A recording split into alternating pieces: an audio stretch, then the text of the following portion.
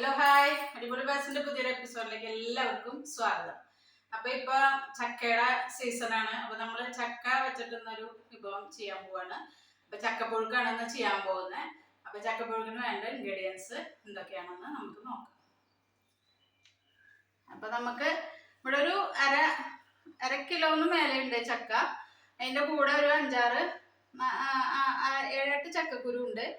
എപ്പോഴും ചക്ക തന്നെ നമ്മൾ ചെയ്യുമ്പോൾ എന്താ വെച്ചാൽ ഈ ചക്കക്കുരു കൂടി അതിൻ്റെ കൂടെ ചേർക്കുകയാണെങ്കിൽ കുറച്ച് ടേസ്റ്റ് കൂടും ചെയ്യും. പിന്നെ ചക്ക ചുള മാത്രമല്ലാണ്ട് ചക്കക്കുരുവിൽ ചേർക്കുമ്പോൾ വയറിനും നല്ലതാണ്. അപ്പോൾ ഒരു 5-8 ചക്കക്കുരു കൂടി അതിൽ നമ്മൾ ആഡ് ചെയ്യുന്നുണ്ട്.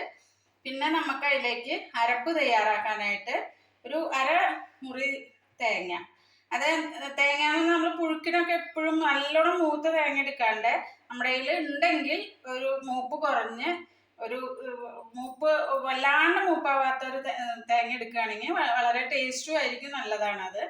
പിന്നെ അതിലേക്ക് നമുക്കൊരു 10 ചുവന്നുള്ളിയുടെ ചുള, പിന്നെ ഒരു 5-8 അല്ലി വെളുത്തുള്ളി, പിന്നെ ഒരു 3/4 ടീസ്പൂണ് ജീരകം, പിന്നെ നമുക്ക് ആവശ്യം ഉപ്പ്, ആവശ്യത്തിന് വെളിച്ചെണ്ണ, പിന്നെ മഞ്ഞൾപ്പൊടി, പിന്നെ അതിലേക്ക് ഒരു 7-8 പച്ചമുളക്, കറിവേപ്പില, ആവശ്യത്തിന് വെള്ളം. നമ്മളിതിൽ മുളക് പൊടി ചേർക്കില്ല, പുഴുക്കാവുകൊണ്ട് മുളക് പൊടിയുടെ ആവശ്യമില്ല. മുളക് പൊടി ചിലർ ചേർക്കും, പക്ഷെ ഞാൻ ചേർക്കാറില്ല. ഇത്രയാണ് നമുക്ക് വേണ്ട ഇൻഗ്രീഡിയൻസ്. ഇനി നമുക്ക് ചക്ക എങ്ങനെയാ ചെറുതായിട്ട് നമുക്ക് നൈസായിട്ട് അരിഞ്ഞെടുക്കാം. അതേ ഈ ഒരു സൈസിൽ ഇങ്ങനെ പെട്ടെന്ന് വെന്തും കിട്ടും, വല്ലാതെ വലുതാക്കാണ്ട് ചെറിയ സൈസിൽ ഇതേ ഇങ്ങനെ അരിഞ്ഞെടുക്കാം. ഇത് നമ്മൾ ഇനി അരിഞ്ഞെടുത്തിട്ട് ഫുള്ളായിട്ട് അരിഞ്ഞെടുക്കണം. അപ്പം നമുക്ക് ഇനി ഗ്യാസ് ഓണാക്കിയിട്ട് ചക്ക ഒന്ന് വേവിക്കാൻ വയ്ക്കാം. ഞാൻ ചക്കക്കുരു ആദ്യം ഇടുന്നുണ്ട്. ചക്കക്കുരു അടിയിൽ കിടക്കുകയാണെങ്കിൽ പെട്ടെന്ന് വെന്ത് കിട്ടും. പിന്നെ ഇപ്പോഴത്തെ ചക്കക്കുരു ഒക്കെ പെട്ടെന്ന് വേവുന്നത്, അത് കാരണം കുഴപ്പമില്ല, നല്ല. പിന്നെ ചക്കയൊക്കെ എല്ലാവർക്കും ഇപ്പോൾ ഷുഗർ പേഷ്യൻറ്റിനായാലും ഏതാ സുഖമുള്ള ആൾക്കാർക്കായാലും ചക്ക കഴിക്കണം, നല്ലതാണ്. പച്ച ചക്ക കേട്ടോ, പഴുത്തതല്ല. പഴുത്തത് അത്ര നല്ലതല്ല. പഴുത്തത് ഷുഗറൊന്നും ഇല്ലാത്തവരാണെങ്കിൽ കഴിക്കാം, കുഴപ്പമില്ല. അല്ലാത്തവർക്ക് അത്ര ഇതല്ല. പഴുത്ത ചക്ക കുറച്ച് കഴിക്കുക. പച്ചച്ചക്ക അവൈലബിൾ ആണെങ്കിൽ അതാണ് ഏറ്റവും ബെസ്റ്റ്. പുഴുക്കും മുളകുശിയും ഒക്കെ വെച്ചിട്ട് കഴിക്കുകയാണെങ്കിൽ നല്ലതാണ്. പച്ചക്ക് തിന്നാനും നല്ലതാണ്. സ്വാദ് ഇത്തിരി കുറയുന്നുള്ളൂ, പക്ഷെ ഹെൽത്തിന് നല്ലതാണ് പച്ചക്ക് തിന്നാൻ. നമ്മളൊരു 1/2 ടീസ്പൂണ് മഞ്ഞൾപ്പൊടി,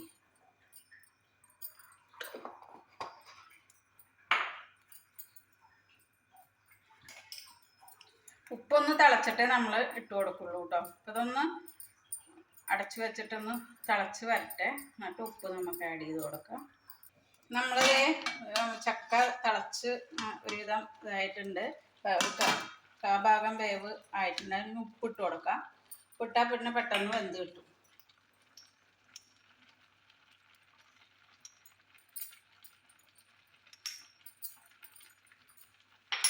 ഇറക്കി കൊടുക്കും. ഇനി ഒരു 5 മിനിറ്റും കൂടി അടച്ചു വെച്ച് വേവിക്കാം. അപ്പോഴേക്കും നമുക്ക് അരപ്പ് തയ്യാറാക്കാം. ഇതിലേക്കുള്ള അരപ്പ് നമ്മൾ തയ്യാറാക്കാൻ പോവാണ്.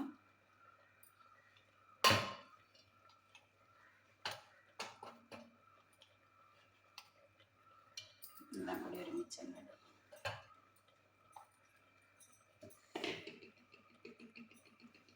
ജീരകം ഉള്ളി നമ്മൾ ലാസ്റ്റിലേ ചേർക്കുന്നുള്ളൂ. ഇതൊന്ന് ചതച്ചെടുത്തിട്ട് പിന്നെ ലാസ്റ്റ് ഉള്ളി അധികം അരയാൻ പാടില്ല. ഉള്ളി ലാസ്റ്റിലേ ചേർക്കുള്ളൂ. അപ്പം ഇതൊന്ന് ആദ്യം നമുക്കൊന്ന് അരച്ചെടുത്തിട്ട് വരാം. നമ്മളിതൊന്ന് ചതച്ചെടുത്തിട്ടുണ്ട്. അതിലേക്ക് ഇനി നമ്മൾ ഉള്ളിയും കൂടി ഇട്ടിട്ട് ഒന്നും കൂടി 2 കറക്കിയിട്ട് അതുകൊണ്ട് കറിവേപ്പിലയും കൂടി ചേർക്കുന്നുണ്ട്. കറിവേപ്പില നമ്മൾ ലാസ്റ്റിലും ചേർക്കും. ഇതൊന്ന് കറക്കി നമുക്ക് ഈ അരപ്പ് ഇതിൽ ചേർക്കാം. ഇത് വെന്ത് വന്നിട്ടുണ്ട്, നല്ല പാകത്തിന് വെന്ത് ഇതായി വന്നിട്ടുണ്ട്. ഉണ്ടാ നമുക്ക് ഈ നമ്മളിത് അരച്ചത് എങ്ങനെയാണ് കേട്ടോ, നല്ല ഈ അവിയലിനൊക്കെ അരയ്ക്കുന്ന ഒരു പരുവത്തിലാണ് അരച്ചെടുത്തേക്കണ. തരിതരിപ്പായിട്ട് ചതച്ചെടുക്കുക എന്ന് പറയാം. അരയ്ക്കേണ്ട ആവശ്യമില്ല. അത് നമുക്ക് ചേർത്ത് കൊടുക്കാം.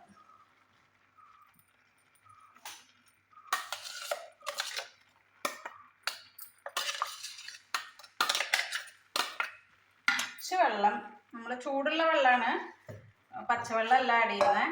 എപ്പോഴും നമ്മൾ കറികളിൽ ചേർക്കുമ്പോൾ വെള്ളം കുറവാണെങ്കിൽ ചൂടുള്ള വെള്ളം ചേർത്ത് കൊടുക്കണം. പച്ചവെള്ളം ചേർക്കുമ്പോൾ അതൊരു ടേസ്റ്റ് വ്യത്യാസം വരും. നന്നായി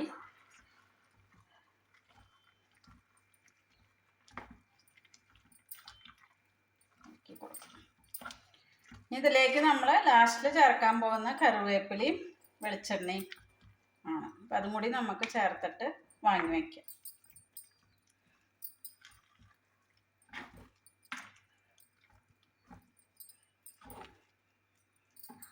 തീയൊന്ന് കൂട്ടി വയ്ക്കുന്നുണ്ട്, സിമ്മിലാണ് വെച്ചിരുന്നത്.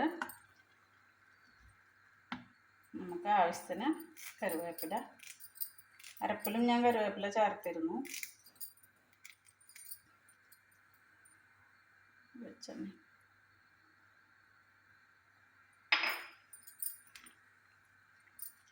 ഇവിടെ നമ്മുടെ പുഴുക്ക് റെഡി ആയിട്ടുണ്ട്.